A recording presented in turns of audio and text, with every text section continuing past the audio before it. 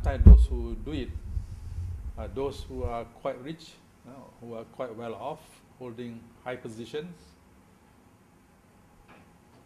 So you do not really say because they don't have a good income, so they need to have extra income to feed their family. It's not so. That's not the situation. Corruption can be in various forms, It can be just nepotism also. You give advantage to your relative or your cronies to get big project, and the cost may be inflated. So the cost to the public and to the country is higher. So in that sense, we are not getting, what do you call it, good returns on investment. So there's a wastage of public funds.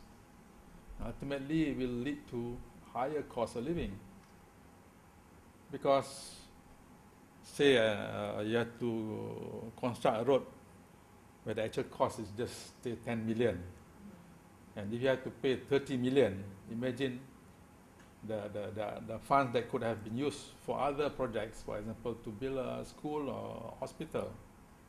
So diversion of funds. So all this, what do you call it, negative impact on the country, on the economy. And of course, those who suffer most are the disadvantaged, the poor, those who are not able to pull strings.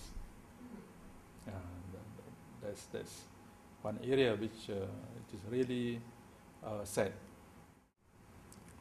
Generally, you see, it's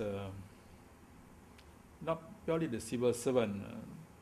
It's the whole scenario will depend on a particular ministry or a particular department.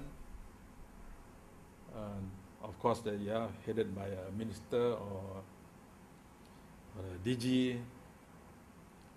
But ultimately, this sort of thing won't happen if there is no involvement of interested parties who have got connections to,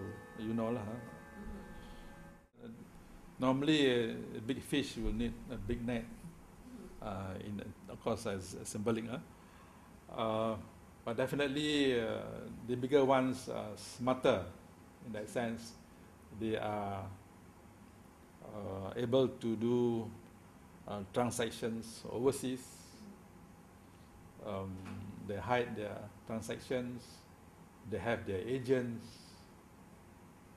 and when these things are done, unlike the enforcement officer on the ground, or the policeman who just ask for 100 ringgit for you to be avoid being fined or being summoned for speeding, you see, it's there and then. But here it is very complex, so it needs real investigative prowess and connections with other countries, other agencies in other countries, because normally these things are not done just in the country, but most probably, especially the funds will go out. So that's one situation.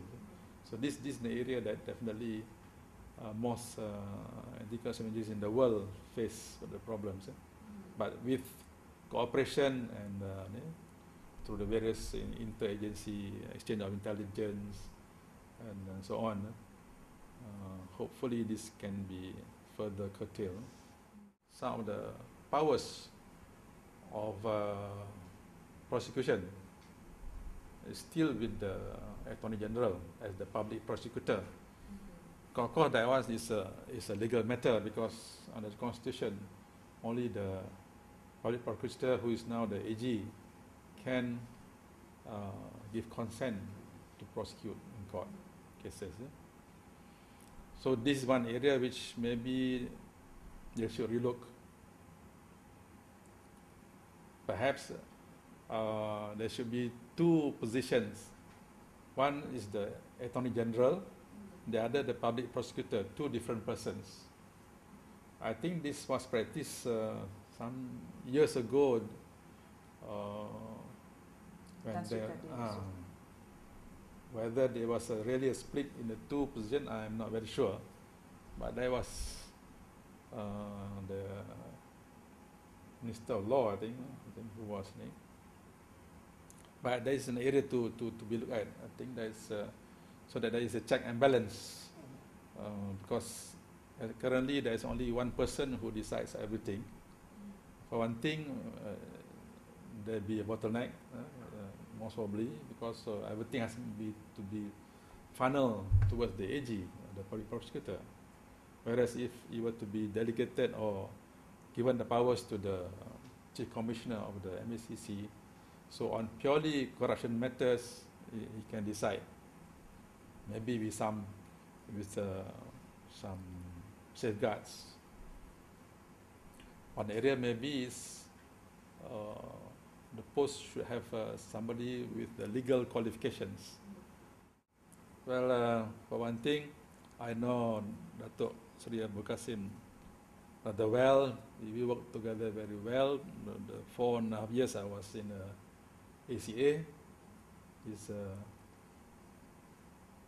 well-versed officer, and I wish him all the best. Definitely, there has to be what do you call it, cooperation and support by the others, because he cannot work alone. It must be a team player, not only with his men, but with the other agencies, the other departments, the heads of departments of other agencies who are prone to corruption must also put their shoulders to together combat corruption within their own ranks. And I think the setting up the compliance units within these agencies is a right move. Is in line with the Prime Minister directive, which we all had to draft in 1998. And yes, you have to do the work without fear or favor, and must be really mean it. Because ultimately, you are answerable not only to your family, your people, but also to your Creator.